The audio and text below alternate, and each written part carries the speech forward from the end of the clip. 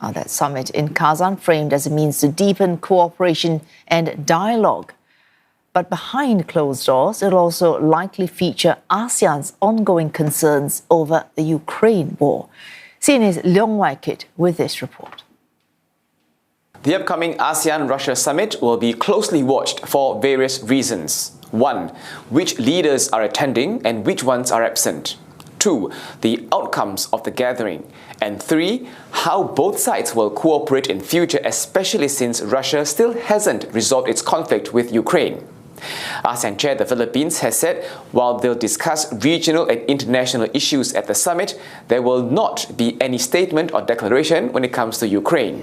ASEAN takes turns to be in charge of planning talks with dialogue partners. This year, Myanmar is the coordinator for Russia relations. Myanmar's ties with Russia have been on the rise since the 2021 coup. Leader Min Aung Hlaing has met Russian President Putin at least twice and has travelled to Russia multiple times since the coup. Yet, ASEAN has collectively blocked him from attending high-level meetings due to the Myanmar crisis. This means Moscow's strongest supporter within ASEAN isn't in Kazan for the summit. ASEAN-Russia ties have been tested since Moscow's 2022 Ukraine invasion. And while ASEAN can't interfere in another country's affairs, it didn't stay silent on that matter. Days after the invasion, the bloc issued a statement calling for peaceful resolution of the conflict. A month later, nearly all ASEAN members voted at the UN General Assembly to reprimand Russia for the invasion. Vietnam and Laos abstained. Separately, members like Singapore took a strong stance by slapping sanctions on Russia. In 2024, Ukraine President Volodymyr Zelensky came to Singapore, host country of the Shangri-La Dialogue. He used that platform to drum up support for Ukraine. Philippine President Ferdinand Marcos, who's the current ASEAN chair, was also a vocal critic of Russia over the invasion. But under Malaysia's chairmanship in 2025, Prime Minister Anwar Ibrahim, who had been advocating for ASEAN to diversify its partnerships, invited Russia's Putin to Malaysia.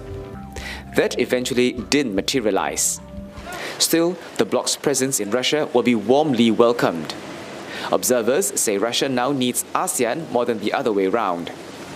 And Russia can still bridge the diplomatic distance with ASEAN by offering practical solutions in certain sectors. For instance, energy cooperation, deals which ASEAN has been seeking since the Middle East conflict sparked a region-wide fuel crisis. Other areas of cooperation could include outer space and satellite applications, food security, science and technology, as well as tourism and education. The outcomes and implications of this summit remain to be seen. On the economic front, ASEAN may do more to beef up trade with Russia, which is currently the bloc's 10th largest trading partner. Diplomatically, ASEAN is likely keen to maintain close ties with Russia to find a strategic balance amid major power rivalry. And on a practical front, the bloc will almost certainly reinforce the need for a rules-based order and put forth ASEAN's interests, such as stressing the need for peace and ASEAN centrality while in Russia.